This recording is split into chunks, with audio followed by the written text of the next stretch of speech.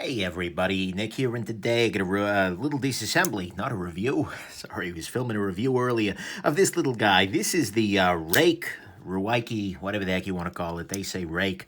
The P801 SF. Ho, ho, ho, ho. So anyways, let's go ahead and take this little guy apart. Actually, just to give you a sense ahead of time, centering is fine, and the action is pretty good. That's probably because I already did disassemble and maintain it previously, but, you know, not to be cocky or anything, but yeah. So, yeah, let's go ahead and take it apart. First off, we will remove the back screws here. These are both Torx T6 in the back. There we go, and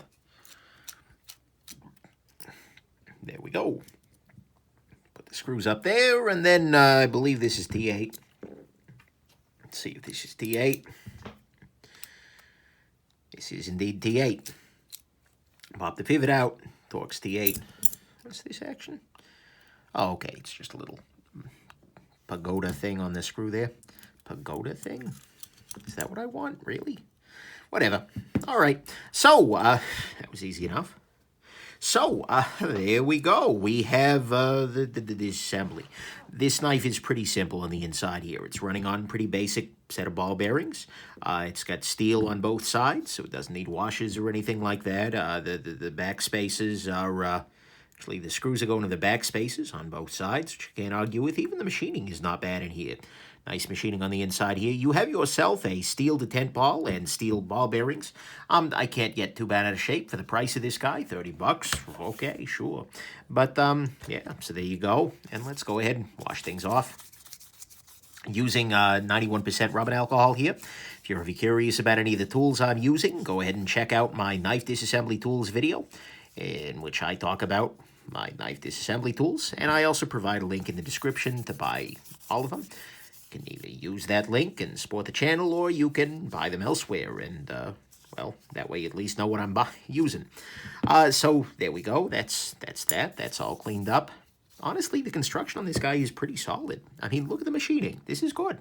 And if this were an American company, I would expect this to be, frankly, a good deal pricier. So this is well made. The thumb stud here, sorry, long day. Thumb stud is in good shape here. I really can't fault the machining on this at all. I think it's very nicely done.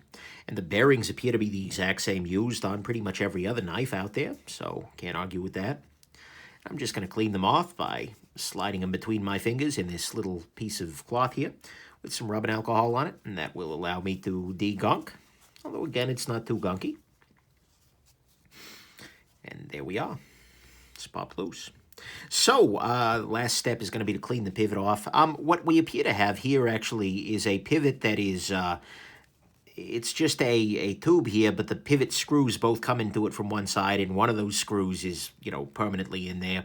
That's okay, but that's how you can get the nice little pivot collar on both sides. Yeah, so we're about set. Let's put this guy back together. I'm going to use 10 weight nano oil here and a pen to the nano pen thing. Buy it from their website if you want. But anyways, the 10 weight oil will allow this guy's action to really shine. This does have a D-shaped pivot, and you can see here that it is... that there is a D shape on this side of it, and so the D shape, the cutout on this pivot needs to be facing downwards. So I'm going to go ahead and rotate the pivot right now so that that's the case. So that as I put it back together, I don't have to worry about that with the blade in play and whatnot. I'm going to go ahead and put some lubrication down right here, and then drop a bearing onto it, and spin that bearing a little bit, just to distribute the lubrication. Next thing, I'm going to put a little bit of lubrication on the detent ball path here, as well as a couple of drops inside there. Beautiful. This is on track to be a very quick review, not review. Again, guys, losing it over here. Very quick disassembly, because it's a simple little knife. And there. Drop that in place. And a little bit here.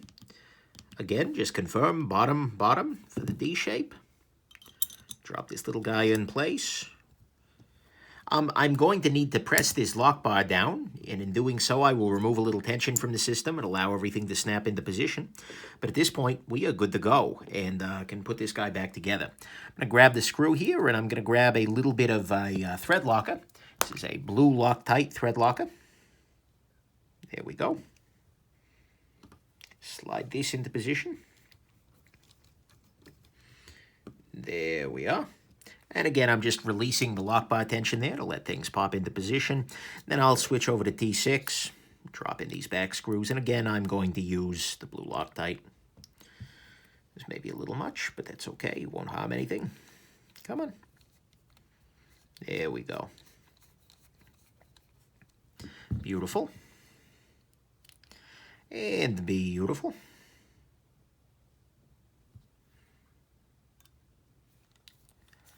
Perfect. Freaking perfection. Now we just need to see whether I've got the pivot tension right. It's flipping nicely, but it might be a little too tight. Let's see if there's blade play. No blade play, but I bet I can back this pivot down a little bit and get an even nicer action. It's not bad as it is, but backed off slightly. Oh yeah. No play. Doesn't fall shut, but it's $30. It's welcome to fall shut, but it's not gonna. The lockup is good. Centering is dead on. Guys, that made it easy. All right, 6 minutes and 31 seconds. Well done there, Ruike. Not Ruike is another company. Rake, I think. Yeah. Either way, whatever the heck your name is, well freaking done.